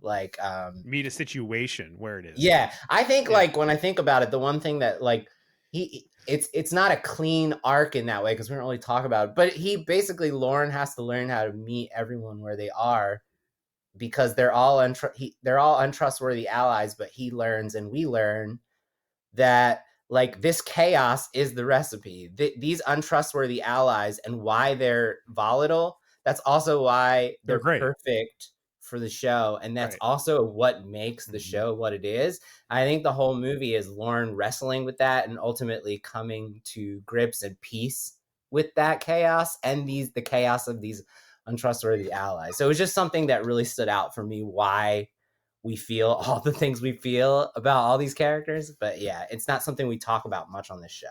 So untrustworthy allies that create relationship tensity, use it. Awesome. Good book report. Good report. This one's longer, so I apologize ahead of The time. whole time you're talking in my head, I'm just trying to think of examples. I like, Yeah, no, I thought Jude and Walter. Come on, right? Oh man, I Like- almost brought this to you just because I knew that your encyclopedic knowledge, you'd be able to come up with so many great examples to support this. Right. But I was worried that it would be too long. It's too, yeah, we need to go through it. But it's, I think you could, in comedy especially, you could find this, rampant, right? Yeah, immediately Tommy Boy. Tommy Boy, yeah, right. It comes to mind it's a random thing, right? Because that creates the jokes. In some ways, honestly. it's somebody you love that fails you. Yeah, in some ways, it's the verse thing again. This person versus it is. Yeah. It is. It's another way to. It's another way to code it. Yep. Why the verse thing exists. You know what I mean? Like between two characters. Like you have two characters. This one versus this one. Why is there the verse there? Yeah. Right. And like you said, Bob, it's like it's the engine. It becomes the engine for all the jokes and all the tension, all the scenarios. Yeah. It's essentially. I mean, I'm not trying to rewrite anything you said. It's essentially the bad marriage technique. Yeah. That's a great like in way Tommy to put Boy, it. they have to do this. They have to be together, and they actually kind of like each other, and that all makes the fact that they're completely different people. Yeah, and these people are not enemies. They're not. Yeah, they're not. yeah. But Lorne is not a performer or a creative at all. He is completely different than these people, but he believes in them. Exactly. He's not a comedian, but he knows comedy. He's a different type of person. Recognize comedic talent, right? Yes, but he is not one of them. Yeah. He does not possess it, nor does he possess the negative aspects of being a genius like John Belushi, right? Yeah. Okay. This might be the most relevant topic we have, right? Ticking clock mechanisms and hourglasses. I mean, Jesus. That's why this is so long. So I'm going to try There's to literally a ticking clock in the movie on screen. I'm going to try to Micro Machines voice my way through this. And then if you need to listen closely, you can slow down the speed. Or if you always listen to us in 2x speed, I don't blame you. God, that reference really ages us, Jimmy. The Micro Machines thing. Yeah, how many people even know what I'm talking about? I swear that ad came out after 1975. Okay, if you don't know what I'm talking about, type in YouTube Micro Machines commercial toy ads. Yeah. There's that guy that was on Nickelodeon all the time. I forget his name. The fastest talker guy. Yeah. Shame on me for not knowing his name. But it's not too different from it slices, it dices, it even makes French fries. So okay. So obviously we've talked about ticking clocks even in just this episode, and that breaking it down, what is that? It is you need to create time pressure to achieve the various goals presented. And like Jamie said, in this case, the movie has a lot of mini goals, which creates a lot of deadlines. And these, then you need to give us vocally and visually measurable deadline status updates. And what happens a lot in the scripts I read is there might be a deadline established. There's all sorts of problems that can come about, and I'm not going to go into them all because there's so much to talk about with this topic. But ultimately, you need to remind the audience about where we are on the deadline. That's the most important thing. And often what I read in scripts is we get a deadline established and then we get no reminders. And then the deadline is up at the end, but we had no reminders in the middle. So we never felt the urgency. And the writer's like, well, I've got the deadline, like the urgency should be there. It's like, you don't understand. Like if we don't know how much time is left on the clock, then we feel no urgency. And what this movie does a great job at, what were you going to say, Bob? Oh, I was just going to say like the common sense of like, dude, if you have to be somewhere at 3, you don't just go, I have to be there at 3. You have to keep looking at a clock to know what time it is. Shit, it's 2:45. Right. 20-minute drive. So you have to do that for the audience too. Yes, but the thing is, like a lot of people, and it doesn't have to, as we're gonna go down the list, it doesn't have to be an actual clock. It just needs to make the people feel like they're looking at a clock, which is why I call them hourglasses, because it's really sand is what you need. How much sand is left in the hourglass. that's the power of the hourglass. Like, you look at the hourglass, you don't need to say anything. You can instantly know how much time is left before that glass is empty. So I'm going to go down the list of all the different ticking clock mechanisms and the type of, I'm going to break it down even to categories of ticking clock mechanisms. And then at the end, I'm going to talk about hourglasses themselves, which the last time we talked about hourglasses was Oppenheimer. There was 3 different hourglasses in Oppenheimer that are not clocks. The picture in Back to the Future is what I call an hourglass, because it's not a clock, but as the family is disappearing, we feel the sand running out. So it functions just like a clock. So it doesn't have to be a damn watch. So here we go. We have, first of all, we have the overall deadline, which everything comes back and is fueling this core urgency of the show is going live at 11:30. The entire film takes place in real time between 10 and 11:30, like it says on the title page. And then we just get one visual and vocal time check after another, literally probably every minute for the duration, which is why there's so much, you feel that urgency. And when they add the percussion score in the background, it just has it. Right. Okay, so then Jamie talked about the mini goals. And what I love about all the mini goals that are all related to the overall goal is those mini goals create mini deadlines. So here's all the secondary deadlines that the movie gives us. Missing lighting director deadline. Right. Inadequate sound system deadline. Sets and props still being constructed deadline. Belushi's unsigned contract deadline. Missing script pages for various acts deadlines. The need to cut and reorganize show elements to fit the show in the time allotted deadline. And that's my favorite one, because I've done that. Okay, so then these come into different categories. There's different types of ticking clock mechanisms. One I call time checks, which is there's characters who tell the audience how much time is left on the clock. So these are people, places, things, and scenarios and dialogue that remind your characters in the audience how much time is left before the deadline expires. Saturday night time checks. We have clocks on the wall. We have characters checking watches. We have stage managers vocalizing, "We go live in 8 minutes." We have the NBC standards needing to approve content updates every single time she shows up. We are learning how much time is left before she needs to finish what she's doing. Then we have something I call time managers, which is people, places, and things that help, that go, don't forget to set your alarm, and try to help your characters spend their time wisely in order to beat the deadline. So the time managers in Saturday Night are Audrey Dickman, the associate producer, who's constantly tracking with her stopwatch and managing the sketch links as their she's the lady at the board who's like, this this sketch is taking too long.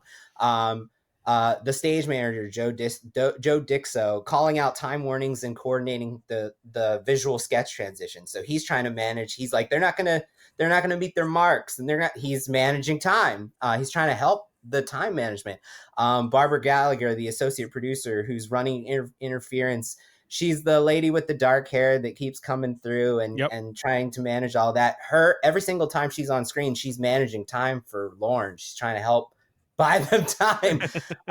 Neil Levy, the cousin assistant, he's constantly trying to track down cast members and relay time sensitive information. So he's trying to manage the time. So we have 4 characters who, every time they're on screen, their specific role is to manage time. Then there's something called time wasters, which are internal and external forces of antagonism that slow your characters down or bring them to a halt while the clock continues to run. So the examples of the time wasters in Saturday Night: Gilda taking time for the family photo right before the broadcast. Right. We don't have time for this. Andy Kaufman stopping to admire the building's architecture while he's trying to bring him inside. John Belushi ice skating instead of signing his contract, wasting time. George Carlin complaining about his costume when he's supposed to be rehearsing. O'Donoghue constantly spending time antagonizing the NBC censor rather than writing the Muppet sketch for Jim Henson, wasting time. So the impromptu crane tour with Gilda, that's a time waster, right? They got to go on live in like 2 minutes, and she's hopping on a crane. Aykroyd, all his flirtation is completely wasting time when they're supposed to be, focusing on the His the obsession over rehearsal. detail too, Yes, like the yes. gun and everything. The gun, wasting time. Like, why am I? You got to get the prop guy to go get the perfect gun, but that's so Dan Aykroyd. Right. Neil attempting the magic tricks when he's supposed to be on Lorne's side, like time waster. So, the CEOs are the CEOs, waste of time. Yeah, I got those next. They're even more specific. But like all these things, what's crazy is, again, this chaos and these time wasters. What makes them waste time is also what makes them great. Right. It's what makes them the show. So it's very interesting. There's another thing I call time thieves, which is like it's like more specific than time wasting, which is people, places, things, and scenarios that actively steal. They're taking away the time on purpose from the countdown from your character who's trying to make the deadline. So yeah, the NBC executives, the all of Tebbett's delays. Like, I always feel when I watched the second time, it felt like Tebbett, like the Willem Dafoe role, every time he was on screen, felt like he was intentionally being an obstacle. Right. Like, he was like, I'm going to slow them down on purpose. So he was a time thief. He almost feels like an untrustworthy ally, and if you really argue it a little, I definitely think he's because he needs him. He needs him. Like Lorne needs him. He encourages him. He doubts him. He's trying to stop him. He lets him go. Yeah, absolutely, dude. And then there's actually, like, beyond characters, there's physical time thieves. The faulty door that slows down Dan Aykroyd's entrance. It takes away time. The lighting boom that destroys the set takes away valuable time. The inadequate sound system actually takes away valuable time. The union rules preventing the quick bricklaying takes away valuable time. The lock control room door that Lorne keeps trying to get into takes away valuable time. He's just trying to get into the room. So, these are all different tools that are all their own type of ticking clock mechanism that all create urgency.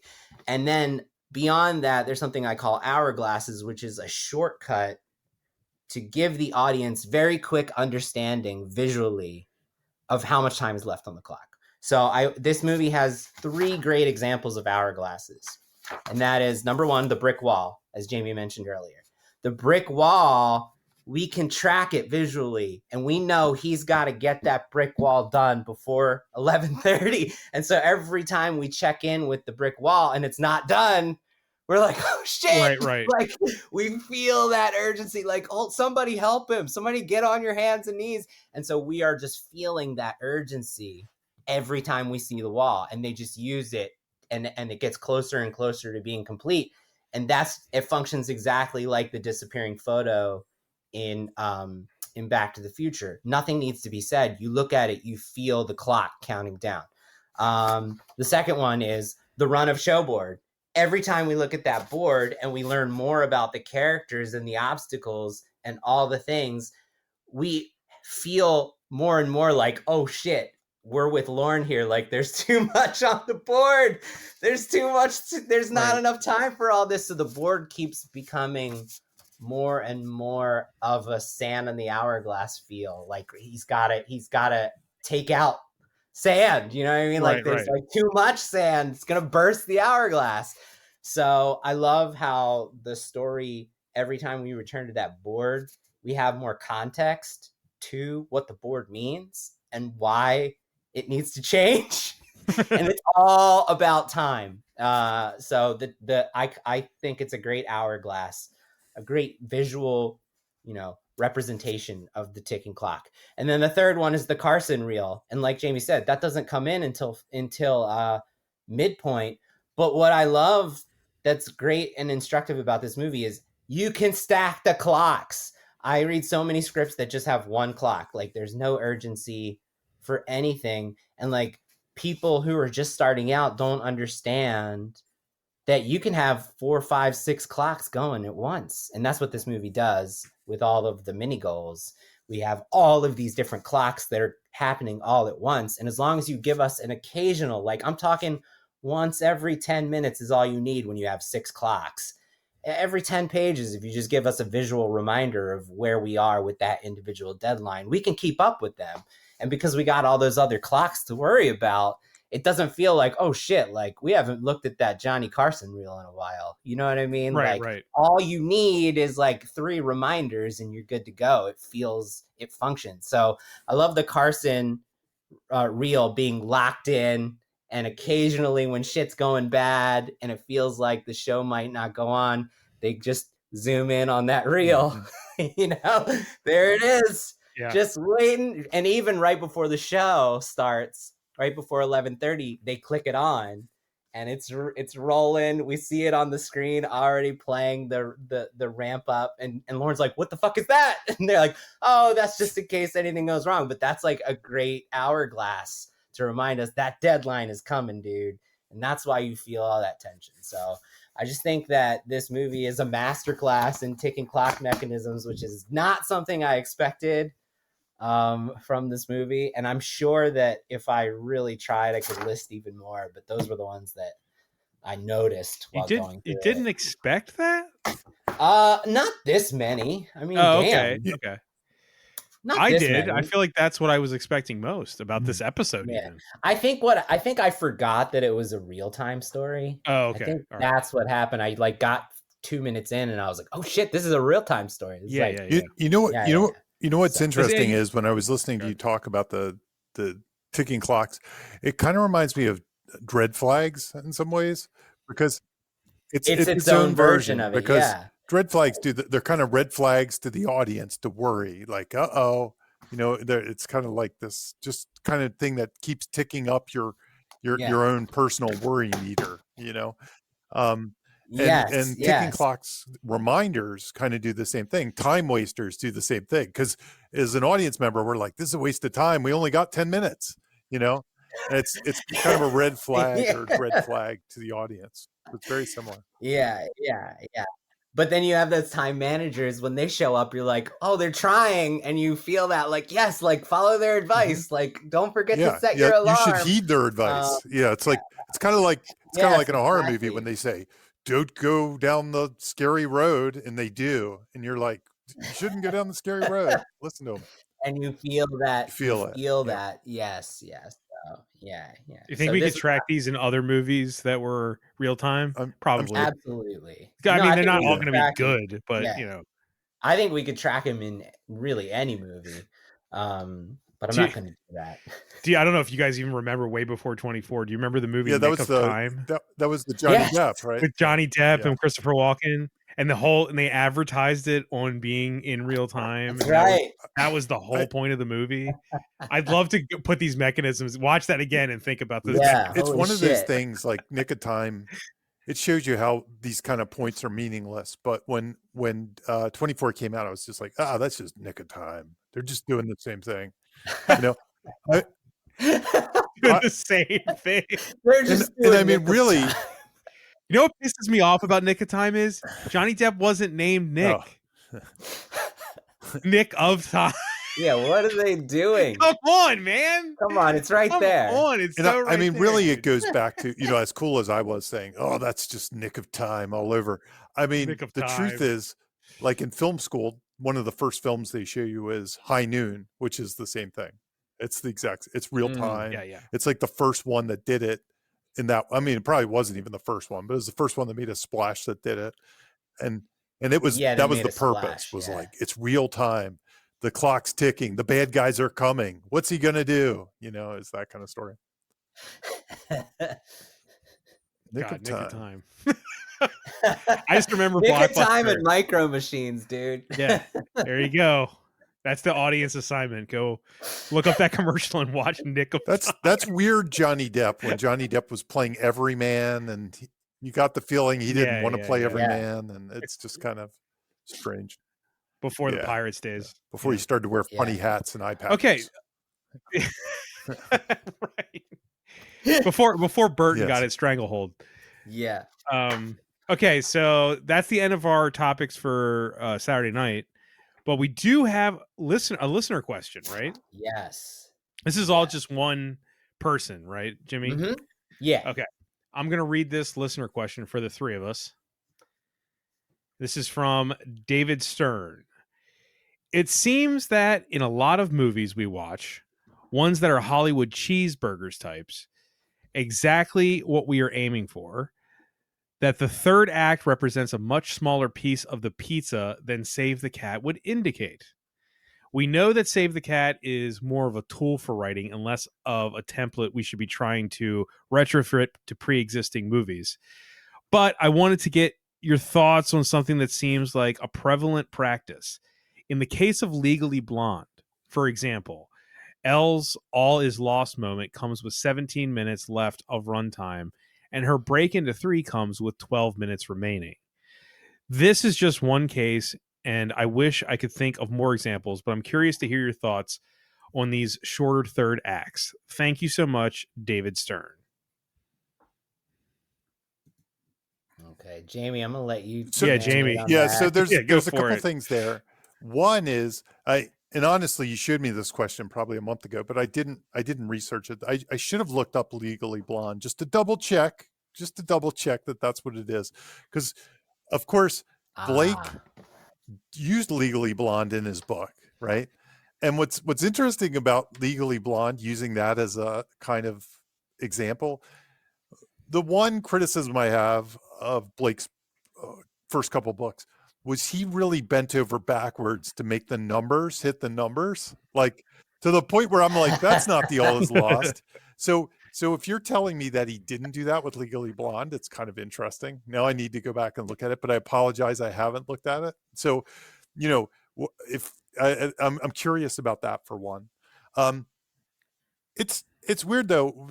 The premise of this question is it happens a lot, but I don't think it happens a lot. But I do think it happens sometimes. I do think there are times when this kind of quick third act happens. Like the ones I think about, and I don't have specific examples. I wish I did. I wish I had some specific examples.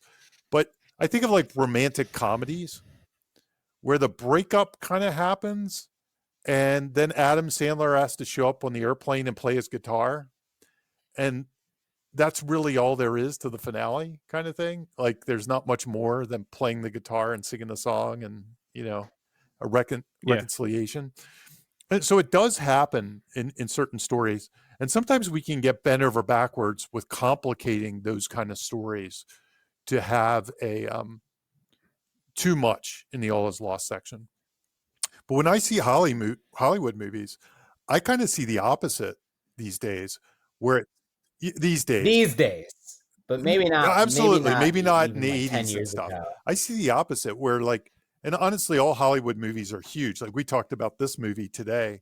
I'm not even sure what the third act probably is really short in the movie we watched today. Like my gut says the third act is short. I didn't do a breakdown, so I'm not really sure what the All Is Lost is in this movie and stuff like that. But the threat from William Dafoe, the final threat that he's going to cut the Carson. I don't know, because that kind of happens at the 57-minute mark where he threatens. Okay, all right. Maybe the All Is Lost of this movie Probably a is Belushi when moment, to be honest. I don't know. I don't know. I'm not sure. But it's probably like, I don't know what the final Belushi. There's the moment with Belushi with the Polaroid, but I think that happens before at the midpoint. Anyway, so I'm not really sure. I'd have to look at the movie. But what I was saying was that a lot of the movies I see nowadays, they almost make too much of the third act. Like they get to the point where they do the 5-point finale. They do a Hightower surprise moment. Like there's some surprise, there's some twist in the finale. And then it spirals off into a whole nother finale that has another twist and another moment. And they're just enormous. Like some of my criticism. Damn you, Peter Jackson. There can be some long finales, especially. Well, how do you feel about short third acts versus long? I've always felt, and yeah, to the point to his question, I've always felt that if you're going to have something relatively short, the third act is the place for it to be. Like that's always been my take on it. Like I don't think the third act is the place to extend things if they don't need to be extended. My big thing with the third act is to make sure you hit the 5 beats of the 5-point finale, which I'll go over super quick. Gathering the team, storm the castle, Hightower surprise, dig down deep, and execution of the new plan. So there's 5 general beats. The most important one to me is the Hightower surprise. I think they need a plan. They need to be surprised, and then they dig down deep and they do something else. I think if you can come up with those and it's 10 pages, 15 pages, I'm okay as long as it has all the beats. Like I feel like, I'm sort of okay with it as long as it has that. Now, the wedding singer, when he gets on there with the guitar, is that the finale? Is there a Hightower surprise? I'm not sure. Maybe the dig down deep and the execution of the new plan is him singing the song. I don't remember. Billy Idol's the Hightower surprise. Yeah, I'm not exactly sure. I'd have to go back and check, but I can't wait until we do that one. Yeah. But anyway, Yes. that's my general comments. Like I'm okay with the shorter third act. Sometimes it can feel rushed. Like if you don't have the 5-point finale, I feel like sometimes it comes to an abrupt halt and audiences are like, whoa, that was quick. We're done already. It's like because usually what that means is the plan worked without much of an obstacle. There's not enough obstacle in the way in the finale. And that's usually what I see with third acts that don't work because they're too short, is there's no obstacle in the way. There's no tension anymore. They just do something without tension and it works and it ends.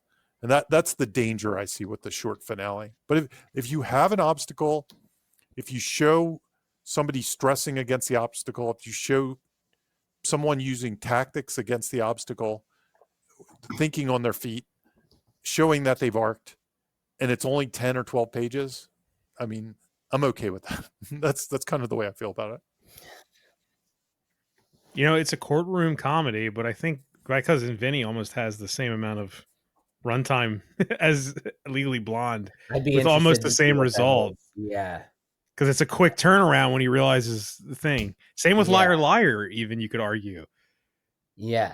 I'm just thinking of courtroom comedies, and they all kind of have that moment where, like, wait a minute, there's the thing, and it happens pretty late in the movie and quickly turns around, and then the movie's over. Yeah, I wonder. So, Jamie said everything that I would have said, so I don't feel like I need to add anything. Sure. But I will say, in the case of Legally Blonde, we found out when doing that episode that third act was heavily reshot. So I have a feeling that it was probably longer in its construction, and the final edit, which we consider the script, is short, but it was probably longer on the page and more traditional, because there was a whole thing after the case where the Luke Wilson character like proposed to her. There was all this stuff with that relationship that was brought to a more dramatic close, but it didn't fit when they put it together. They were like, this makes it about him getting him instead of her, getting her triumph. And so I have a feeling in that example that it was designed to be more traditional. So great example. So to the note is it didn't need to be, like. No. Well, I was going to say, great example that we've done. That's a heavily re-edited ending, and a comedy movie that ends very quick is Planes, Trains, and Automobiles. Yes. Totally re-edited ending. That was not how the movie ends. But it really, I mean, it is an abrupt ending. Very abrupt. That's insanely abrupt. But I would argue that it works. Nobody ever has a problem with it. His question kind of is asking, I know it's asking for the Jamie Nash explanation, but I would say that our thoughts are, Legally Blonde totally works. So our thoughts are the short works if it's fine. Yeah. Yeah, we all These unanimously agree exceptions, on Legally yeah, Blonde, right? Yeah, So yeah. And I don't even know if I would call it an yeah, exception. Like, it doesn't have to right. be wrong. I don't Yeah, even think about that movie and say, God, it's over so quick. yeah, You know, because it does it doesn't everything feel it like needs that. to I do. I remember when we did 10 Things I Hate About You. It wasn't that it was an abrupt ending, but we kind of debated where the all is lost was or something like that. And if you Mhm. pegged the wrong all is lost or the right all is lost, I'm not sure if right or wrong is pertains. The finale was just the speech in the end when and that's it. Yeah, So yeah. And that was another one that had a whole yep, sequence that they cut yeah, Yeah. at the end. So yeah, there was like a cookout at their house with like the dad meets what's his name and gets all worried because he's worried his daughter's Right. gonna get pregnant. I mean, what this question is actually kind of revealing is the difference between the draft and the final edit. Mhm. Movies change when you shoot them, and Yeah. things don't work that are coming off yeah. the page. And Those rom-coms, I feel like a lot of them have the race to the airport moment at the end. It's just they give a Yeah, speech, yeah. they kiss, epilogue. That's all they are. once the audience knows that they're Right. in love, it's over. When Harry We don't need when much Harry more, met right? Sally, it's just the New Year's Eve Right, scene. right. Yeah. So In this case, Elle kissing what's his name, Luke Wilson. It's over, right? I mean, enough. Well, it's like enough. she won the case and she She was won the case. She You know valedictorian. kissed. what this one Yeah, reminds done. me of? Not to it kind of is like murder mysteries, and Yeah. unfortunately murder mysteries, they get to the point at a break, and this is just like that. It gets to the point where they get the clue and they just need to tell everybody what it is, and it wraps up. I wonder if Yeah. there's some genre, like specifics to this. Yeah. These courtroom dramas and murder mysteries are very similar usually. It's like cracking the case, and act 3 is like, I have the answer, and then they kind of and they have the answer. Yeah. It's either having it or right. revealing it Mhm. to who needs to hear it. But in all these cases, we're not saying it needed to be No. longer. Like No, it no. only needed to be It's that. So it works. it's funny in some Yeah. murder mysteries. What happens is after they reveal it, then the bad guy pulls out a gun, right? And that's the Hightower surprise. Yeah, it's like, That's the here's the Hightower- gun. It's like, oh no, and then they have to do a quick little action sequence, and then that's the whole thing. But look at how much it's a thought-provoking question. No, it is. So, Also, I'd say too, I see a lot of praise online from movies that end quick and Yeah, don't get out. dawdle around. I see that all the time on like YouTube and stuff. When a movie just ends, like, oh, okay, great, that's would- it. Like it didn't. I would it didn't much rather overstay, they end quick than the extended ones we get nowadays. And the 45-minute third act, yes. right.